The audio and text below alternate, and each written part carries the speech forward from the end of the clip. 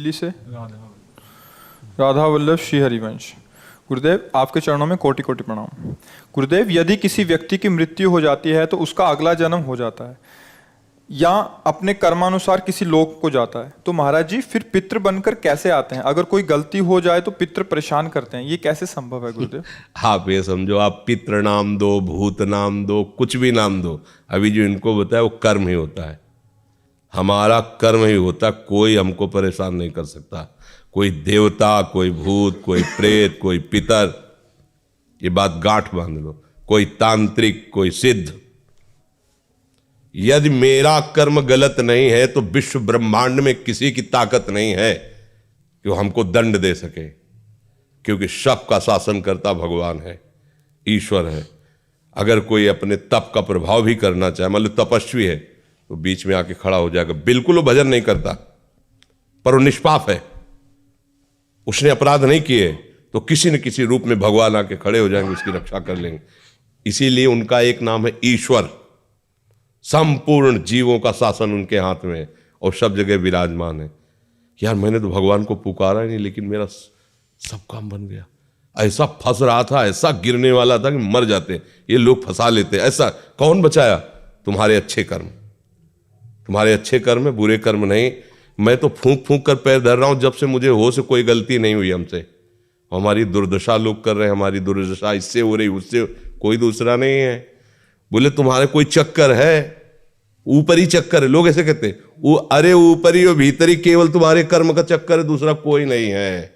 वही कर्म भूत बन करके तुम्हें सताएगा, वही कर्म पितर बन करके, वही कर्म ग्रह बन करके सताएगा, कोई नहीं सता सकता। जो पे कृष्ण चरण मन अर्पित तो करी है का नवग्रह रंग। रंग माने भिखारी।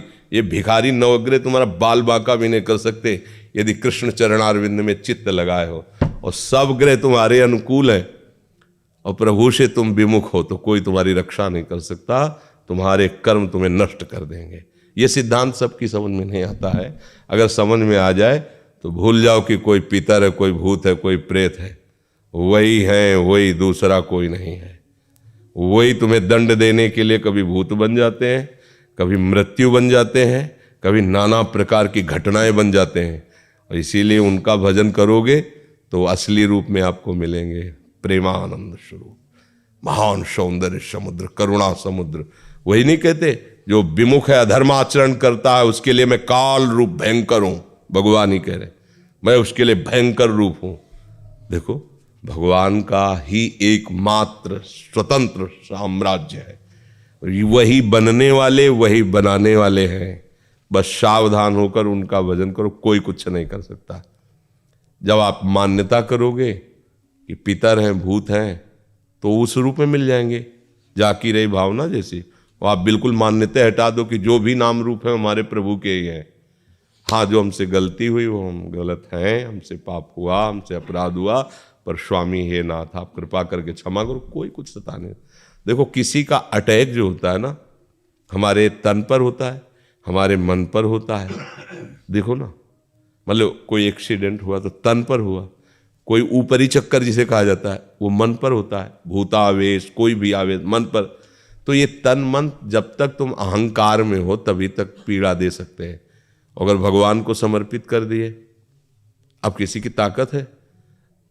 भगवान के समर्पित तन और मन को कोई घसीट कर ले जाए, ऐसा हो सकता? इतना वीर कोई पैदा हुआ है क्या? बस एक बात समझ लो, भगवान के आश्रित हो जाओ।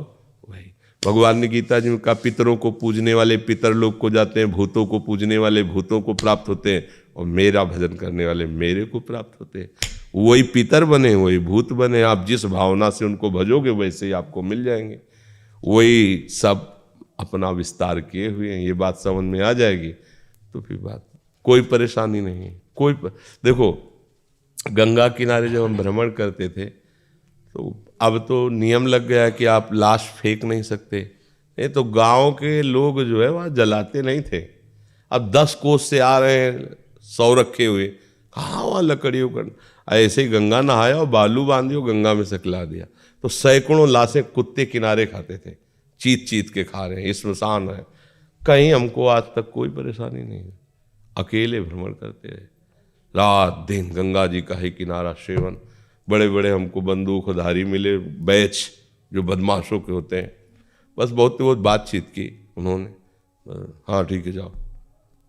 पहले तो एक बार तो ऐसे मिले कि लोग, कोहरा छाया हुआ था, ठंडी का समय एकदम, बुलाया 8-10 लोग लगभग ऐसे, और सब शराब पिए हुए, ऐसा लग रहा था उनकी चेष्टाओं से। कहाँ से हो, क्या हो, कैसे हो, यहाँ कैसे? तो उनका यही हमारा जीवन है, गंगा के किनारे ही, और भगवान देखने का जान दो, ये बाबा जी भजन करता है। बोले जाओ जाओ जाओ, सब में वही भगवान बैठा हुआ है।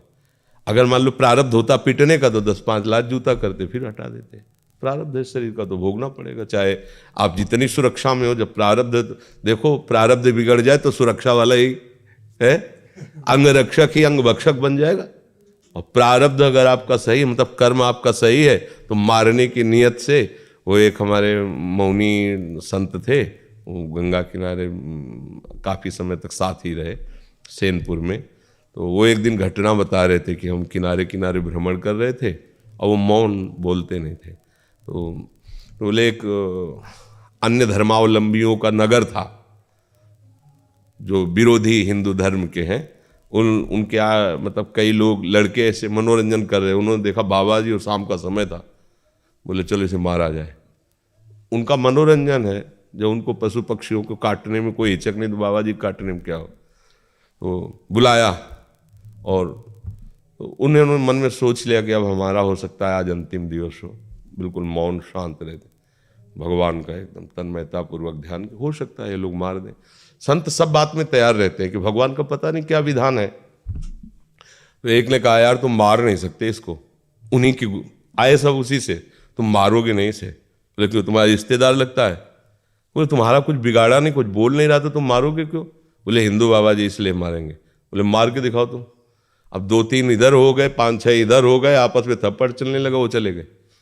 बाबा जी चले गए, बाबा जी इसको देखा वो मालिक इतना सर्व कोई सता नहीं सकता, कोई नहीं, त्रिभुवन में नहीं। इसीलिए देखो, अपने लोग तो मानो पुरुष शरीर में बाबा जी हैं, स्त्री शरीर में राजमहलों में पली हुई मीरा जी, कोई आज तक ऐसा रिकॉर्ड नहीं कि किसी ने ऐसे छू पाया हो, आज तक नहीं। वो कई बार हमने गंगा यमुना बाई का चरित्र सुनाया है कि अकबर सम्राट का भांजा जो है ना, वो यहाँ का अधिकारी था आगरे का, वो यहाँ आया, देखा कि अब जो ब्रह्मचारिणी है पवित्र, तो उनका तेज और सौंदर्य का अलग ही होता है। वो देखकर लुभायमान हो गया और कहा जितना भी भेंट चाहिए इसको दो, और हमारे मैल। बोले भेंट वाली नहीं, ये तो प्रभु का भजन करने वाली भगवान की भक्ता है, ऐसा सोचिएगा भी नहीं। पर वो अन्य धर्मावलंबी भी था, उसको इस बात का महत्व भी नहीं था, क्योंकि राजमद था भाई, सम्राट पद पे उसका रिश्तेदार बैठा हो तो काहे को दबेगा, यहाँ का अधिकारी खुद है आगरा मंडल का वो। तो उसने 2 वैश्याओं को बुलाया और कहा किसी भी तरह इसको हमारे पास लाओ। बाई जी सीधी सादी थी, वो साधु बन करके आई, वो बातचीत ऐसे साजे से संत करते हैं, वो बहुत चतुर थी कैसे फंसाना है। 10-20 दिन लगातार आए और खूब भगवान की चर्चा सुनी, बड़ा ऐसा, और प्रणाम करके। और वो सरल हृदय, संत हृदय, विश्वास ही हमारा साधन है। हम लोग थोड़ी संशय करते हैं कि पता नहीं चल कर रहा है कि आप हाथ जोड़े तो लगा भगवान का निज जन है। वैसे ही 2 दिन फिर नहीं आई, तीसरे दिन फिर आई, तो स्वभाव बनता है कि भाई 2 दिन आप बीमार थी क्या, क्यों नहीं? तो उनका हमारे यहाँ बहुत बड़े संत आए हैं, उनकी सेवा में हमारी तो इच्छा है आप भी दर्शन करें। तो उनका नहीं, हमारे तो वृंदावन में प्रभु के दर्शन, हमें बोले नहीं हमारी इच्छा है एक बार उन संत के तो उन्हें लगा कि चलो भाई संत दर्शन की कहे तो मथुरा कोई दूर थोड़ी है, चलो भाई कराती, सखी है, रोज सत्संग में आती है हमसे। चली गई, जब वहाँ गई तो महल, तो उन्होंने सोचा संत है, चाहे महल में रखो चाहे झोपड़ी, हो सकता है कि ऐसा। तो अंदर जेवी दरवाजे की दोनों ने दरवाजा बंद कर देखा, वो हसन बेग दो अजीज बेग क्या उसका नाम था, वो सामने उन्होंने देखा इसकी तो काम दृष्टि है और ये तो मुझे फंसाया गया है। उनका दूर रहना, एक कदम भी आगे मत बढ़ना, इसी में तुम्हारा मंगल है, हम तुम्हारा मंगल चाहती हैं। वो काओ, ये भाषा है क्या समझने वाला, जो कुआ मदान मदना तुरुआ, कामी पुरुष कभी ये नहीं देखता कि धर्म क्या है अधर्म क्या है, परिणाम क्या होगा, कामी पुरुष नहीं देखता, क्योंकि कामना में अंधा हो जाता है, बेटी है कि बहन है कि क्या है ये सब भूल जाता है। कोआ मदांधो मदना तुरुआ, अंधों में अंधा कौन, बोले जिसको काम। अब वो तो वैसे ही आगे बढ़ा, बस वो श्री हरिवंश, श्री हरिवंश, श्री हरिवंश। आंख मूंद करके प्रभु का भयंकर सिंह प्रकट हो गया उसी बीच में। वो लिखा हुआ है रसिकल निवाल, पैजामा गीला हो गया, मूर्छित होके गिर पड़ा। और बाई जी का शरीर वृंदावन में, भगवान कर तुम बिना विमान के एक क्षण में वृंदावन में। उन्होंने आंख खोल के देखा अपनी कुटिया में बैठी, तो उन्हें कोई आश्चर्य नहीं हुआ, क्योंकि सर्वाश्चर्य में भगवान है। अरे यहां से साड़ी नहीं खत्म हो पाई, 10,000 के हाथियों का बल रखने वाला मूर्छित होके गिर गया। यहां से द्रौपदी जी के भगवान वस्त्र ही बन के विराज, भगवान भगवान है। बाद में चरणों में गिरा के बड़े एक भरोसा बस। तो कोई फिर, और ऐसे तो कितना कितना दुख है। आप देखो ना कि पूरा जीवन शांति, ये सब भूत ही तो लगे। अरे सबसे बड़े भूत ये पंचभूत, 5 भूत इनको नहीं कहते, ये पंचभूत है। यही हमें तो सब काम, कोई है मंत्र तंत्र इन पंचभूतों से हटा दे।